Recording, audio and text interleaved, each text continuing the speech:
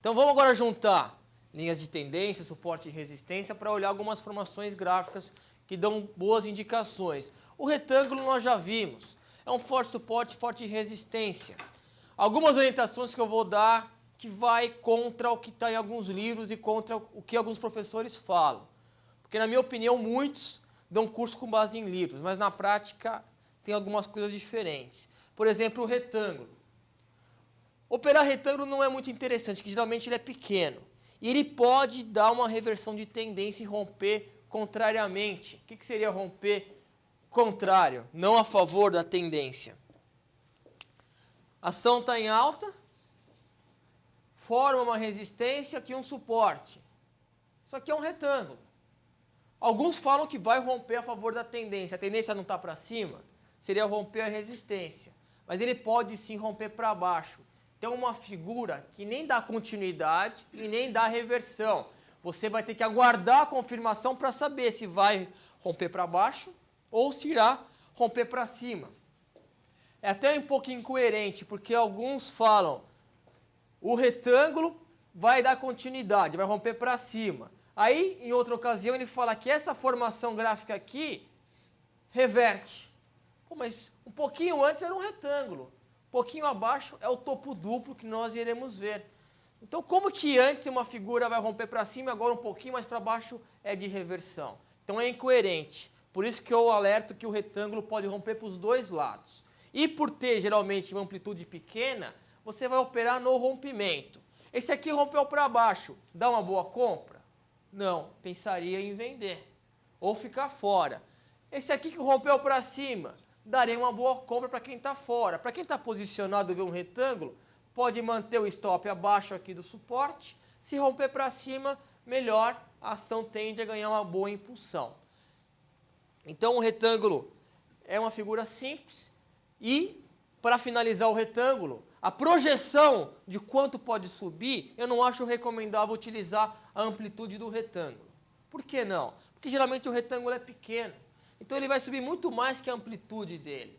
Muitas vezes a ação dispara, forma um pequeno retângulo e volta a disparar.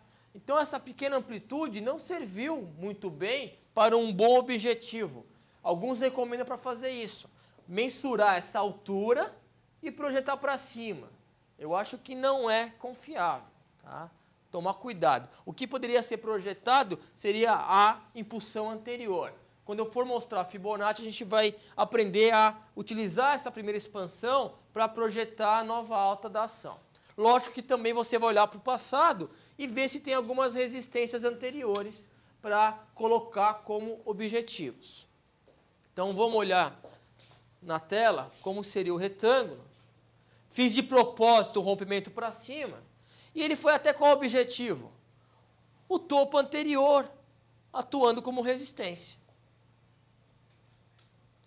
Podem notar, aqui um gráfico real da OHL, a impulsão foi muito maior que a amplitude do retângulo. Aqui deu venda, venda e venda. Poderia ter rompido para cima e ter dado alguma compra. Aqui esse retângulo em semig é interessante porque se você olhar internamente, há um outro retângulo.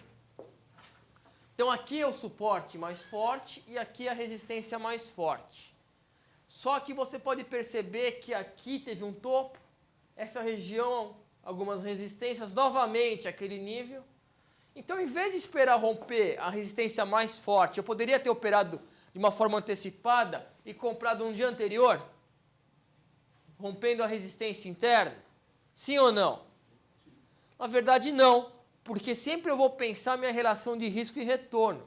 Se eu comprar aqui, meu objetivo está um pouquinho acima só. Agora, quem comprou aqui, olha para a esquerda e vê livre, um caminho totalmente livre. Não há resistências. Quem comprou aqui, logo à frente, teria sim uma resistência. Então, não dá para tentar adivinhar se vai romper ou não. Porque quem comprou aqui também comprou aqui. E aí se deu mal porque a ação caiu. Concordam? Então, sempre avaliar a tua relação risco e retorno. Para que eu vou comprar aqui se um pouquinho mais para frente eu compro com maior segurança? Ah, mas é mais caro, mas vale a pena. Tua relação de risco e retorno está muito melhor. Você olha para a esquerda, não tem resistência nenhuma. O papel foi um caminho totalmente livre para cima.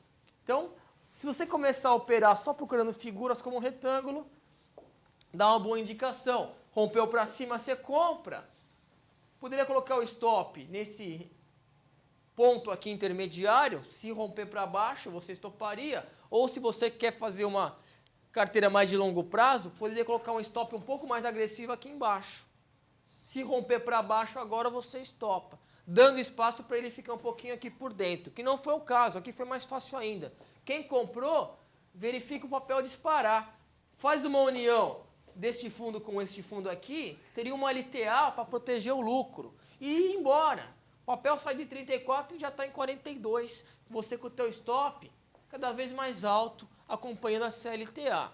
Acontece muitas vezes assim e você maximiza teu lucro. Porque também não convém você comprar, coloca o teu stop e se perder aqui para baixo, mas aí ganhou 5% você já sai. Se você quer tentar pegar uma rentabilidade maior, está subindo, deixa subir. Porque às vezes ele realiza um pouquinho e já volta a subir muito forte. Então não dá para adivinhar, atacar o papel. Nunca a ação está tão cara que não possa subir mais.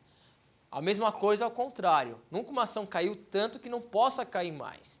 Então não vamos tentar sempre acertar a reversão. Tentar acertar a tendência também, figuras de continuidade como esse que rompeu para cima, vale a pena. Se romper para baixo seria uma reversão. Tem uma figura que pode dar continuidade ou dar uma reversão.